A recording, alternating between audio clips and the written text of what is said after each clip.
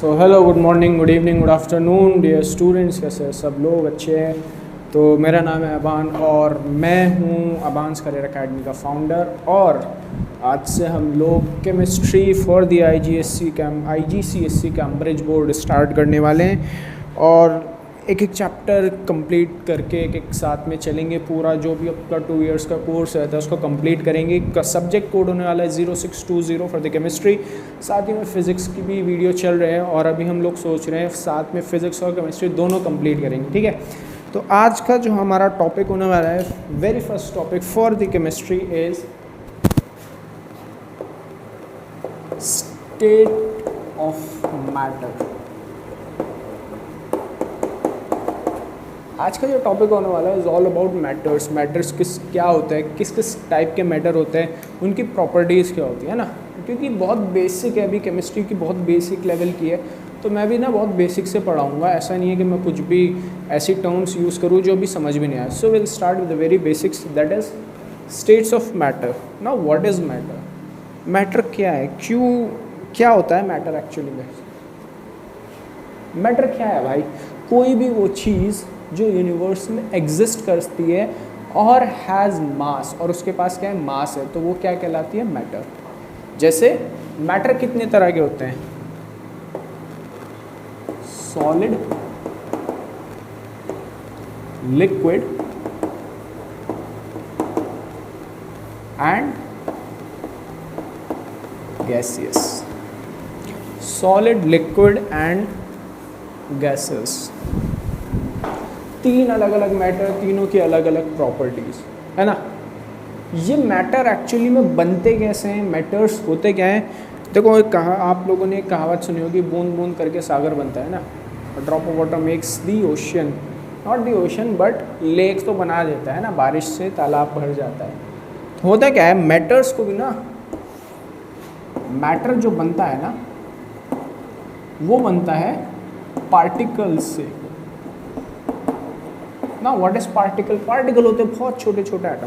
जैसे अगर ये चौक आप देख रहे हो, ये चौक को ऐसे थोड़ा मिलोगी, ये चौक को कैसे बना होगी? ये चौक बहुत छोटे छोटे पार्टिकल्स होंगे, बहुत छोटे छोटे डस्ट के पार्टिकल्स होंगे, उनको एक जगह इकट्ठा किया गया होगा, फिर उनको एक चौक में कन्वर्ट किया गया होगा, है ना। That is how we got a matter. ठीक है, तो वो बनता है किससे? पार्टिकल्स से। पार्टिकल्स क्या होते हैं? वेरी स्मॉल, बहुत छोटे होते हैं। और कैसे वर्क करते हैं? जैसे ये छोटे छोटे पार्टिकल्स हैं, ये सब सम अप होकर क्या बना देंगे? एक बड़ा सा पार्टिकल बना देंगे, मैटर बना देंगे। ठीक है, अब मैटर को, ये पार्टिकल हैं क्या? ये पार्टिकल एक्चुअली में होते हैं, पार्टिकल होता क्या है? एटम। अभी एटम क्या है? Atom is the smallest particle. एक छोटा पार्टिकल जो मैटर को बनाता है उसको एटम कहते हैं। अभी एटम को बहुत डीपली नहीं समझना, ये भी नहीं बता रहा मैं प्रोटॉन, इलेक्ट्रॉन, न्यूट्रॉन होते हैं, ना ना ना, अभी नहीं। अभी पहले सिर्फ समझो कि एटम से बनता है। ठीक है, अब आगे।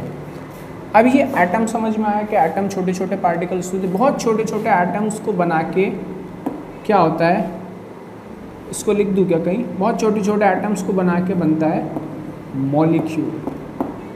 क्या बनता है? मॉलिक्यूल। अभी लिखवाऊंगा, ठीक है, मॉलिक्यूल। एक एटम को नहीं, दो या दो से ज़्यादा एटम्स को बना के मिलता है मॉलिक्यूल, और बहुत सारे मॉलिक्यूल्स को बना के मिलता है हमको एक पार्टिकल। क्रोनोलॉजी समझ में आई? ये होता है क्रिएशन ऑफ मैटर, कि कैसे एक मैटर बनता है। ठीक है, तो ये तो था बहुत बेसिक। अभी एक एक करके इसका थ्योरी लिख लो, फिर उसके बाद एक एक मैटर को आराम से समझेंगे। ठीक है, बेसिक थ्योरी के नोट्स बना लो। सबसे पहला क्या है? A matter is made up of tiny particles called atom। ठीक है, टू और मोर atoms in combination makes a molecule. ठीक है, दो या दो से ज़्यादा एटम्स अगर मिल जाए तो उनको एक मॉलिक्यूल कहते हैं, समझे? ठीक है, थर्ड पॉइंट लिखो, matter is of 3 types, that is solid, liquid and gases. ठीक है, 3 पॉइंट इनफ है।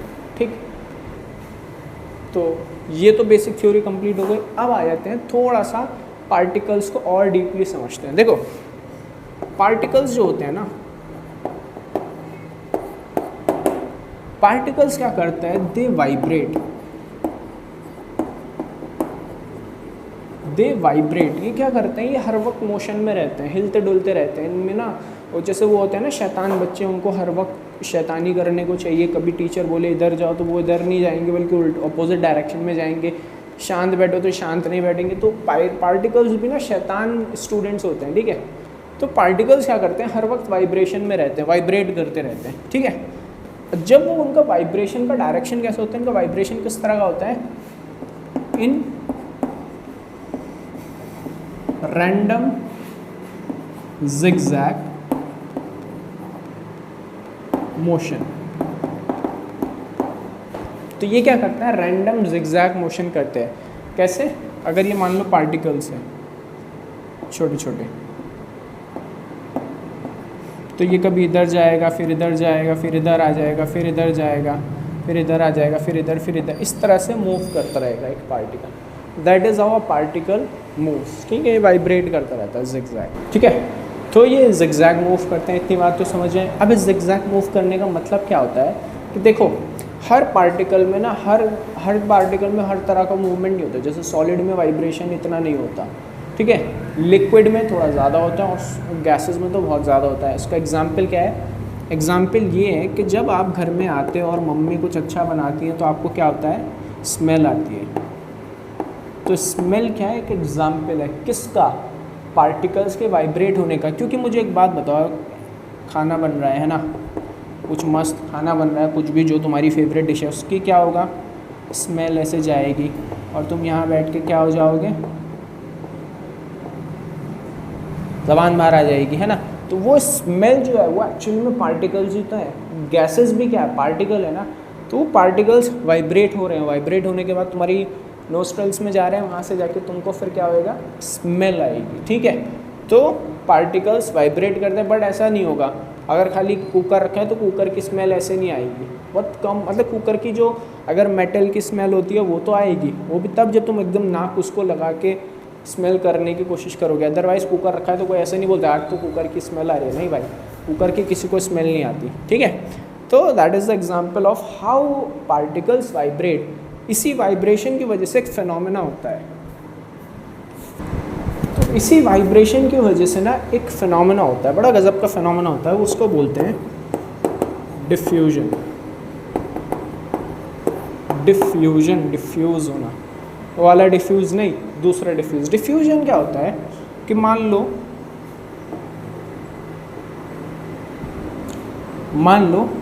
एक वेसल है, ठीक है, उसमें आपने क्या करा, पानी भर दिया। ठीक है, क्या करा, पानी भर दिया। और पानी भरने के बाद आपने क्या करा, उसमें एक ब्लू कलर का कोई दूसरा ड्रॉपलेट, कोई दूसरा लिक्विड उसमें डाला। ठीक है, एक ब्लू कलर का कोई लिक्विड था वो उसमें डाला। उस लिक्विड में जैसे ही आप डालोगे ना तो क्या होगा, वो लिक्विड का कलर चेंज हो जाएगा। यानी कि वो जो ब्लू कलर का लिक्विड था वो मिक्स हो जाएगा वाटर के अंदर, और क्या हो जाएगा, वाटर का कलर ब्लू दिखने लगेगा। ये होता है डिफ्यूजन। यानी तो डिफ्यूजन का क्या डेफिनेशन हो जाएगी कि एक पार्टिकल जो दूसरे पार्टिकल के साथ मिक्स करता है ड्यू टू कोलाइडिंग। अब ये बोलोगे सर ये मिक्स क्यों हो रहा है, देखो जब तक आपने साइंस नहीं पढ़ी थी तो आपको सब चीज़ नॉर्मल लगती है। नमक में वो पानी में चीनी डाला पी गए, वो नॉर्मल लगा, आपको समझ में ही नहीं आता कि चीनी गायब कहाँ होती है। वहीं अगर आप सीमेंट डाल दो तो सीमेंट नहीं गायब होगा। तो ये चीज़ कब डेवलप होती है, जब आप साइंस को पढ़ते हो, डिफ्यूजन पढ़ो कि यार ये गायब कैसे, सॉरी ये जो लिक्विड है मिक्स कैसे हो रहा है, ये कलर कैसे जा रहा है। देखो होता क्या है, इसको इरेज करो, ये ब्लू कलर के पार्टिकल्स थे, ठीक है, और ये क्या था, ये कहीं वाटर के पार्टिकल्स थे, ठीक है। हो क्या रहा है, ये एक दूसरे से टकरा रहे हैं, एक दूसरे से कोलाइड हो रहे हैं। उस कोलाइडेशन की वजह से क्या हो रहा है, ये पार्टिकल्स ब्रेक हो रहे हैं इनटू फर्दर टाइनी पार्टिकल्स, छोटे छोटे पार्टिकल्स में, और दिखेगा भी नहीं, इतने छोटे छोटे पार्टिकल्स में और ब्रेक डाउन हो रहा है। इससे क्या हो रहा है, देखो मैं एक छोटा सा एग्जाम्पल लिया, अगर मैं चौक है इसको तोड़ दूँ, ब्लू कलर की चौक है इसको तोड़ूँ तो छोटा सा पार्टिकल वो भी तो ब्लू ही रहेगा ना, वो रेड तो नहीं हो जाएगा ना। तो सिंपल सी चीज़ है, अगर ये ड्रॉपलेट इतना बड़ा है, इसको ब्रेक डाउन करके छोटे छोटे पार्टिकल्स में बना दूँ तो कलर तो ब्लू ही रहेगा ना, बट वो स्प्रेड आउट हो जाएंगे सब जगह। ये रीज़न होता है, इसका रीज़न होता है कि इसमें जो पार्टिकल्स एक दूसरे से कोलाइड करते हैं, पत्थर से पत्थर मारोगे पत्थर टूट जाएगा ना, दैट इज़ द रीज़न, इसको बोलते हैं डिफ्यूजन, ठीक है। तो डिफ्यूजन की डेफिनेशन लिख लो, डिफ्यूजन की डेफिनेशन लिख लो, mixing of particles due to colliding, टकराने से, विद ईच अदर, ठीक है। ये उसकी अगर बुक में अच्छी डेफिनेशन है तो बुक से, मैं तो कहूँगा बुक से लिखो, बट समझने के लिए अगर ये लिखना चाहो तो लिख लो, ठीक है। चलो ओके, सो अब जो हमारा टॉपिक है वो है about solid, liquid and gases. एक एक करके इनको समझते हैं। देखो इन तीनों को अगर समझना है एक ही बार में, एक ही साथ समझना है, तो सबसे बेस्ट एग्जाम्पल है आपके पास वाटर का, ठीक है। वाटर क्या करता है, आपको तीनों स्टेट शो करता है। वाटर की कौन सी स्टेट होती है, ये तो लिक्विड होती है, ठीक है। इसी में एक हो जाती है सॉलिड, दैट इज आइस, ठीक है, और एक हो जाती है गैसियस, गैस भी बन जाती है वो in the form of vapours, ठीक है। तो वाटर ये तीनों स्टेट शो करता है। अब इन तीनों स्टेट्स में जाने के अलग अलग क्राइटेरिया होता है, अलग अलग चीज़ें होती है, स्टार्टिंग विद द सॉलिड, ठीक है। सॉलिड से शुरू करते हैं, सबसे पहले सॉलिड में आ जाता है, इसको इरेज कर दूँ क्या, ये रहने देता हूँ, चलो। सॉलिड में आ जाता है सबसे पहले आइस, ठीक। आइस को क्या चाहिए रहता है कि वो सॉलिड बना रहे, उसको चाहिए एक ऐसा टेम्परेचर जो हो बिलो 0 डिग्री, 0 डिग्री सी से अगर वो टेम्परेचर कम रहेगा, वाटर का, पानी की बात कर रहा हूँ मैं, तो वो बन जाएगा आइस में, ठीक है। उसके बाद अगर वाटर का टेम्परेचर बढ़ा दो अबव 0 डिग्री सी, तो वो स्टार्ट हो जाएगा वाटर में, ठीक है। तो वाटर में बन जाएगा वो, और उसका टेम्परेचर होता है अबव 0 डिग्री सी, ठीक है। अगर उससे भी ज़्यादा अगर आप उसको बढ़ा दो टेम्परेचर, कितना, 100 डिग्री सी के अबव कर दो या 100 डिग्री सी तक कर दो, तो वो बन जाता है गैसेस। इसको लिख देता हूँ, गैसियस वेपर। ये कब होता है, या तो इक्वल टू और ग्रेटर देन, अरे ऐसे तुमको समझ में नहीं आया, इक्वल टू ग्रेटर देन ऐसा लगाता हूँ, ठीक है। इक्वल टू ग्रेटर देन क्या हो गया आज, 100 डिग्री से, ठीक है। साइन भी समझ में आ, ये बन जाएगा गैस अगर टेम्परेचर या तो 100 से ऊपर हो जाए, ठीक है। अब इन सारे स्टेट्स में जाने के भी ना एक पर्टिकुलर नेम होता है। जैसे अगर मान लो यहीं बता दूँ लिक्विड में है, इधर समझ में नहीं आएगा, इसको इरेज करता हूँ। देखो अब ये तीनों समझ में आया क्या क्या टेम्परेचर पे क्या होता है। अब इनको कन्वर्ट करने का प्रोसेस क्या होता है, देखो सबसे पहले आपका रहता है आइस। आइस बनाने के लिए हम वाटर को करते हैं फ्रीज। क्या करते हैं? फ्रीज। वो कितने टेम्परेचर पे होता है? 0 डिग्री से, ठीक है। और आइस से वाटर बनाने के लिए हम करते हैं इसको, क्या करते हैं? यहाँ लिख देता हूँ ना, इधर मैं लिखता हूँ।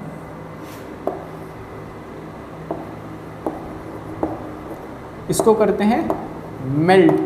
क्या करते हैं? मेल्ट करते हैं इसको आइस से वाटर में बनाने के लिए। और वाटर से इधर बना दूँ, गैस में जाने के लिए हम करते हैं वेपराइज या बॉयल। पानी को क्या करते हैं? बॉयल, ठीक है। जब आप वाटर को फ्रीज करते हो तो वो आइस बनता है। आइस को जब मेल्ट करते हो टेम्परेचर बढ़ा के तो वाटर में कन्वर्ट होता है। वाटर को जब टेम्परेचर बढ़ाते हो तो वो गैस में कन्वर्ट होता है, ठीक है। तो वाटर टू आइस बनाने के प्रोसेस को बोलते हैं फ्रीजिंग। इधर लिख देता हूँ, फ्रीजिंग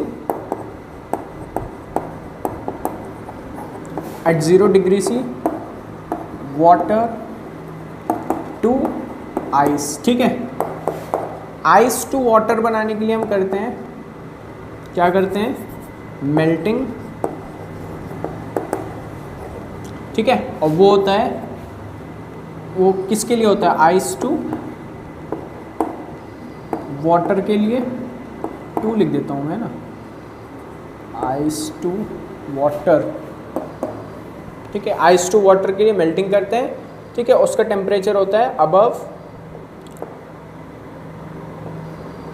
0 डिग्री सी, ठीक है। लास्ट होता है हमारा वाटर टू क्या बनाने के लिए? गैस बनाने के लिए हम लोग करते हैं वेपराइजेशन, बॉइलिंग भी बोलते हैं। अच्छा, मैं बॉइलिंग और वेपराइजेशन में थोड़ा सा डिफरेंस बता देता हूँ। वेपराइजेशन और बॉइलिंग ये किसके लिए होता है? पहले ये लिख लो, वाटर टू गैस, ठीक है। अभी वेपराइजेशन और बॉइलिंग होता है क्या है? देखो,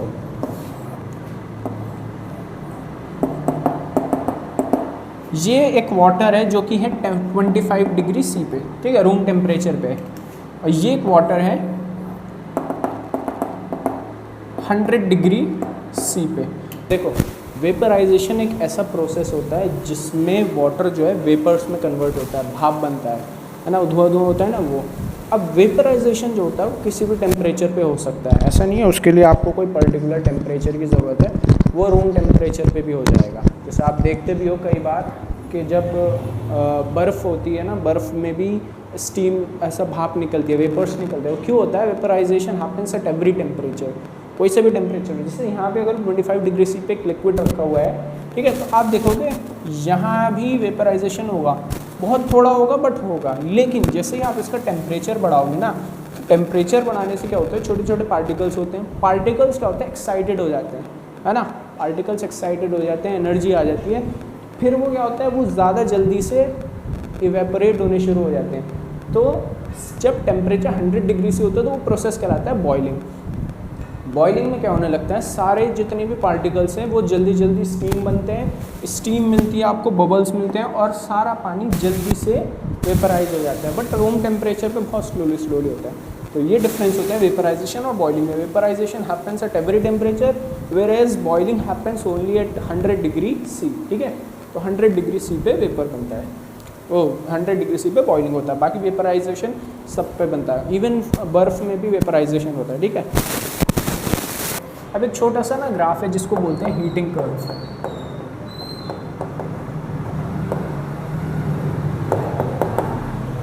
ये ग्राफ क्या दिखाता है कि कैसे वाटर जो है कन्वर्ट हो रहा है आइस से लेके स्टीम तक, ठीक है। तो ये बना देता हूँ एक वाई एक्सिस, ये बना दिया मैंने एक्स एक्सिस, ठीक है। इधर बता देता हूँ मैं टेम्परेचर, इधर दिखा देता हूँ मैं, इधर क्या टाइम दिखा देते हैं, ठीक है। फॉर एग्ज़ाम्पल -25 डिग्री सी से शुरू करा, फिर आया 0, थोड़ा ऊपर बना दूँ 0,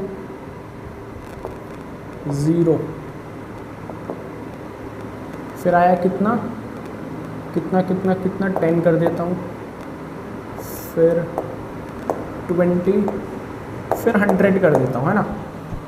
इतना लंबा कौन बनाएगा, इतना समझो। टाइम में तो टाइम चल रहा होगा, मैं टाइम से इतना कुछ लेना देना नहीं, बेसिकली आपको ये ज़्यादा समझना है। टाइम तो बढ़ ही रहा होगा, टाइम तो किसी के लिए नहीं रुकता, समझे। चलो देखो यहाँ से क्या होगा, एक सबसे पहले आइस होगी अपने पास। तो आइस जो मेंटेन रहती है वो बिलो 0 डिग्री टेम्परेचर पे। तो टेम्परेचर इतना 0 डिग्री पे उतने पे आइस रहेगी, ठीक है। यहाँ से टेम्परेचर मैंने बढ़ाना स्टार्ट करा और वो कन्वर्ट हुआ 0 डिग्री सी में। देखो जब तक यहाँ तक टेम्परेचर मैं बढ़ा रहा था, 0 पे नहीं पहुँचा था, तब तक मेरी आइस जो थी ना, जब तक जितना मेरा वाटर था वो आइस में ही कन्वर्टेड था, वो पानी नहीं बना। जैसे ही 0 डिग्री सी पे पूरी आइस पहुँच गई तो वो सब का सब पानी बन गया, ठीक है। अब यहाँ से क्या होगा, यहाँ से क्या होगा, 0 डिग्री सी पे पहुँचते ही वाटर में सबका आइस, सारी की आइस वाटर में कन्वर्ट हो जाएगी। उससे पहले तक, 0 से पहले तक सब आइस था, ठीक है। जैसे ही 0 पे पहुँचा सब का सब वाटर बन गया, ठीक। कुछ टाइम रहा, फिर हमने टेम्परेचर बढ़ाया। टेम्परेचर बढ़ाया तो क्या होना स्टार्ट हुआ, क्या होना स्टार्ट हुआ, इंक्रीज इन टेम्परेचर। टेम्परेचर बढ़ाया तो यहाँ पे क्या मिला मुझे, वेपराइजेशन। कुछ वेपर्स मिलने लगे जैसे मैंने टेम्परेचर बढ़ाया, ठीक है। उसके बाद और टेम्परेचर बढ़ाया और 100 डिग्री पे ले गया। अरे देखो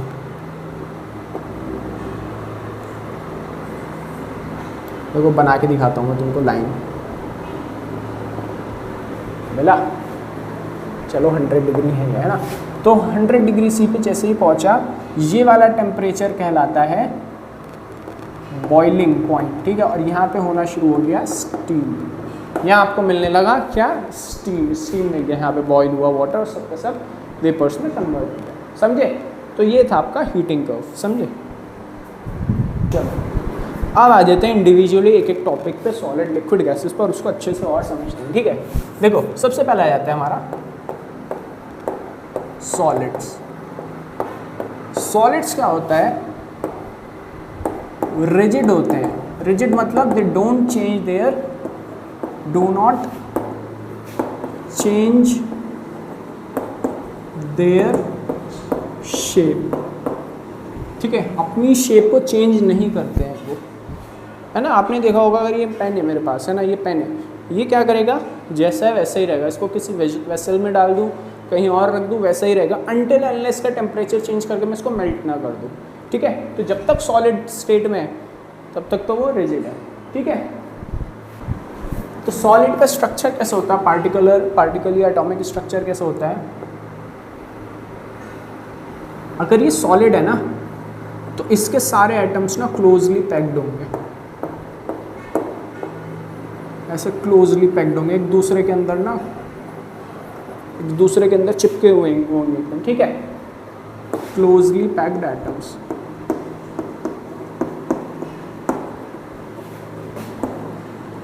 पार्टिकल्स या एटम्स, ठीक। क्लोजली पैक होने की वजह से क्या होता है, शेप चेंज नहीं करते ये लोग, है ना। फिर क्या होता है इसके अंदर, ठीक है। तो पार्टिकल्स ऐसे क्लोजली पैक्ड होंगे। इन पार्टिकल्स को सेपरेट करने का क्या तरीका है, to separate the particles, heat them. Heat करने से अच्छा होता क्या, देखो आपको अगर मैं बोल दूँ कि ना आपके हाथ पे गरम गरम ना कुछ लगा दूँ मैं, जैसे फॉर एग्जांपल कोयला होता है ना, गरम गरम कोयला आपके हाथ पे रख दो, क्या करोगे, एकदम से ऐसे हटाओगे ना, वाइब्रेशन होगी आपके अंदर, है ना, एक्साइटेड हो जाओगे, एनर्जेटिक हो जाओगे। तो यही होता है पार्टिकल्स के साथ। उनको गर्म करो, बेचारों को तुम हीट करोगे, वो कुछ तो रिएक्शन करेंगे ना। तो हीट करने से क्या होता है, वो पार्टिकल्स एक्साइट हो जाते हैं। ये जैसे मान लो ये आपके ये पार्टिकल क्लोजली पैक्ड थे, इनमें क्या करा आपने, हीट दी इनको, हीट दी। हीट देने से क्या होगा, इनके बीच का जो बॉन्ड है इनमें क्या होगा, वाइब्रेशन बढ़ेगी, इनमें वाइब्रेशन बढ़ेगी और वो बॉन्ड क्या हो जाएगा, ब्रेक हो जाएगा, और वो कन्वर्ट हो जाएगा किस में, लूजली पैक्ड स्ट्रक्चर में। वो स्ट्रक्चर लूजली पैक्ड होगा और उसी को ही हम लिक्विड बोलते हैं। क्या हो जाएगा, जो बॉन्ड ऐसे थे ना, वाइब्रेशन बढ़ेगी और ऐसे टूट जाएगा वो, समझे। तो that is how solids work, ठीक है। अच्छा दूसरा जो होता है, कोई भी सॉलिड होता है ना, कोई भी जो सब्सटेंस है उसको ब्रेक करने के लिए ना अलग अलग सब्सटेंस के लिए अलग अलग हीट लगती है। यहाँ लिख लो, नोट डाल लो, heat require to break the bond differs from substance to substance. अलग अलग सब्सटेंस में अलग अलग हीट चाहिए रहेगी। जैसे अगर मैं आपको बोल दूँ प्लास्टिक है, प्लास्टिक को थोड़ी सी भी गर्मी दोगे बेचारा ब्रेक हो जाएगा। वहीं आप आयरन रख दो, आयरन को कितनी हीट देनी पड़ती है ना, आयरन को कितनी देर आपको उसमें चेम्बर में रखना पड़ेगा, तब जाके मेल्ट होगा। गोल्ड की अलग होगी, सिल्वर की अलग होगी, ब्रोंज की, कॉपर की अलग अलग होगी, है ना। तो सब्सटेंस टू सब्सटेंस वेरी करती है heat requirement to break the bond. Bond मतलब जो उनको जोड़े रखा है, ठीक है। जितना जो मेटल होते हैं उनको जोड़े कौन रखता है, बॉन्ड जोड़ता है। अब वो तुम बॉन्ड क्या होता है वो आगे पढ़ोगे, बट ये समझो उस बॉन्ड को ब्रेक करने के लिए हीट चाहिए। हीट क्या करती है, उनको पार्टिकल्स को एक्साइटेड कर देती है, वाइब्रेशन बढ़ा देती है, due to that the bonds break down. समझे, सॉलिड समझे। इसी के बाद आ जाता है लिक्विड। लिक्विड में क्या होता है, रिजिड नहीं होता, दे change their shape when put inside the vessel। यानी वेसल में अगर रख दिए, वेसल में ना भी रखे, ऐसे ऐसे करो, लिक्विड को क्या होता है इधर से उधर चेंज, उसकी शेप ना चेंज होती रहती है। क्यों होती है, क्योंकि जो उसका एटॉमिक पार्टिकुलर स्ट्रक्चर रहता है वो ना लूजली पैक्ड रहता है देन व्हाट सॉलिड से। देखो उसमें ना गैप्स मिल जाएगा आपको, मोर गैप देन सॉलिड। इसकी वजह से क्या होता है, ये इधर से उधर घूमते रहते हैं, वाइब्रेशन ज़्यादा होती है, ठीक है। इसी में क्या होता है ना कि अगर आप इसका टेम्परेचर और बढ़ा दो, if you increase the temperature, heat करोगे इसको, तो वो कन्वर्ट हो जाता है एक ऐसे पार्टिकल में जिसमें और लूजली पैक्ड क्या रहते हैं पार्टिकल्स। टू वाइब्रेशन बढ़ती है, एक्सपैंड होता है, वो एक्सपैंड होने के बाद क्या बन जाता है, गैस होती है। देखो यहाँ लिख लो, एक्सपैंड होते हैं, हीट करने से ना कोई भी पार्टिकल एक्सपैंड होता है, फैल जाता है ना। फैलेगा तो अलग अलग पार्टिकल में बिखर जाएगा, वही पार्टिकल को इधर बोलते हैं गैस, ठीक है। अरे यार गैस की स्पेलिंग भी गलत लिख रही, गैसियस लिख रहा था ना मैं, हाँ, इसको बोलते हैं गैसियस। इसमें क्या होता है, लूजली, मोर गैप देन लिक्विड, और क्या होते हैं, लूजली पैक्ड। सबसे कम जो गैप रहता है ना, सो सबसे ज़्यादा जो गैप रहता है गैसेस में रहता है, बहुत लूजली पैक होता है, इसलिए इधर से उधर कहीं भी घूम जाता है। समझे। अब गैसेस को थोड़ा समझो और फिर ये यूनिट ख़त्म। देखो गैसेस में ये तो पता चला कि लूजली पैक्ड होता है ना। गैसेस क्या करता है, exerts pressure on the walls। Pressure को एक्सर्ट करता है भाई, पार्टिकल ना इनके ज़्यादा वाइब्रेट होते हैं, तो अगर इसको कहीं पैक करोगे तो टक्कर मारेगा इधर से, तो इसको घूमना है, दैट इज़ द रीज़न ये एक्सर्ट करते हैं प्रेशर वॉल्स पे। अच्छा, प्रेशर जब लगता है, देखो pressure increases the temperature, pressure increases the temperature and temperature increases the pressure। देखो प्रेशर बढ़ाने से क्या होता है ना, टेम्परेचर बढ़ जाता है, और टेम्परेचर बढ़ाने से प्रेशर बढ़ता है।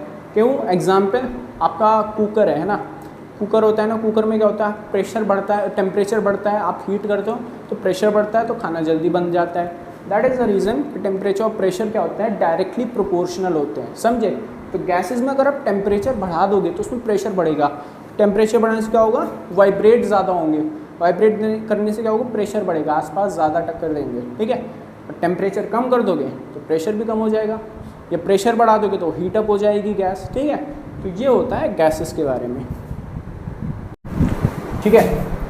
टेम्परेचर और प्रेशर एक दूसरे से डायरेक्टली प्रोपोर्शनल होता है। अच्छा, अब इसमें आ जाता है डिफ्यूजन। डिफ्यूजन वही जो बताया था मैंने, है ना, मिक्सिंग। डिफ्यूजन क्या होता है, देखो कोई गैस है, उसको कहीं बाहर निकलना है, ये कितना ज़्यादा वाइब्रेट हो रही है वो डिपेंड करता है, डिपेंड्स ऑन मास। जितनी भारी गैस होगी उतना जितना कम वाइब्रेट करेगी।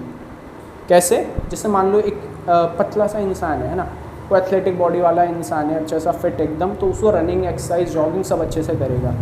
बट उसके अपोजिट कोई बेचारा हेल्दी सा है, फैटी सा है, तो क्या करेगा, वो थोड़ा लेज़ी सा होगा, है ना। तो लेज़ी इंसान कम डिफ्यूज़ करते हैं, और जो लेज़ी नहीं होता, जो कम मास का होता है, वो ज़्यादा डिफ्यूज़ करते हैं। तो लिख लो,